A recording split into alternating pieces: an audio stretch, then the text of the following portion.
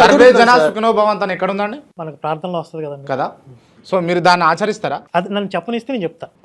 ఇప్పుడు సర్వే జన సుఖినో భవంతు అని భగవంతుడికి ఆరాధన చేస్తూ ప్రార్థన చేసేది ఒక అర్చకుడు చేయాలి. వేదం చదువుకున్నటువంటి ఒక పండితులు వాళ్ళు చేస్తారు. ఇప్పుడు నా భావన ఏంటి, నేను స్పష్టంగా చెప్తాను వినండి.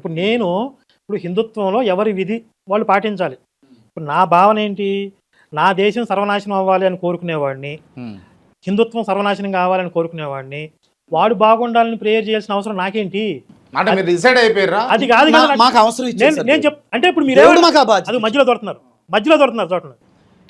మీరు నిజంగా క్రైస్తవుడు అయినప్పటికీ భారతదేశాన్ని ప్రేమించే వాళ్ళు అయితే, హిందుత్వాన్ని గౌరవించే వాళ్ళు అయితే మీరు బాగుండాలని నేను కోరుకుంటా.